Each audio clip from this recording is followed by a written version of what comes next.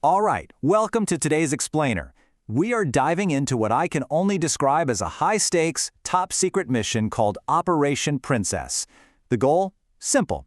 Turn a tiny whirlwind of an orange kitten into a proper, well-behaved little lady. As you're about to see, some missions, well, they're just doomed from the very start.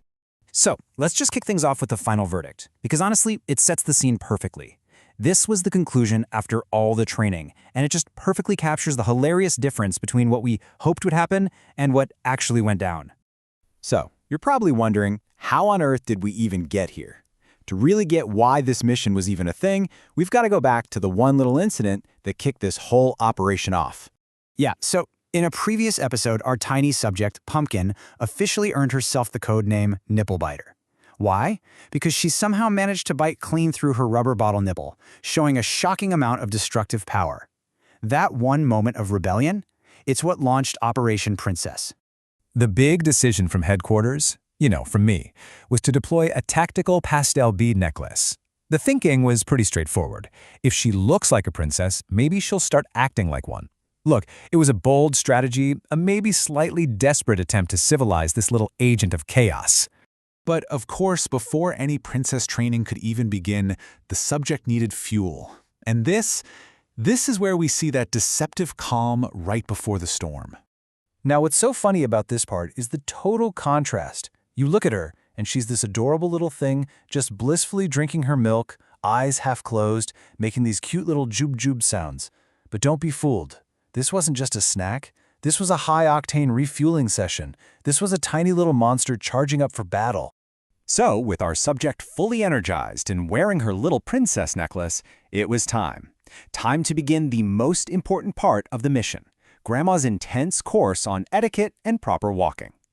And you just have to love the optimism here. Grandma, with all the patience in the world, just keeps repeating the command, gently walk, slowly walk. She's trying to get this little furball to walk like a model on a runway.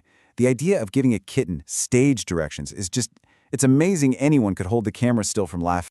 So, here's the big question. With such clear, calm, and patient instruction, did it actually work? Was this the moment the transformation from chaos agent to elegant princess finally happened? And here we have it, a complete and total failure. Pumpkin's version of Walk Gently was to just scramble right over a cluttered table, tripping over plastic bags and tape. She moved with all the grace of a tiny, furry hurricane. So that monkey comment from before? Yeah, that was pretty spot on. And that brings us to the climax of the story. After failing her training so spectacularly, Pumpkin completely abandoned the class and launched her own surprise attack against a brand new, very shiny enemy. Her plan of attack was just a masterclass in mayhem. We can break it down into 4 steps. First, she acquires the target, that sparkly, irresistible gold tinsel.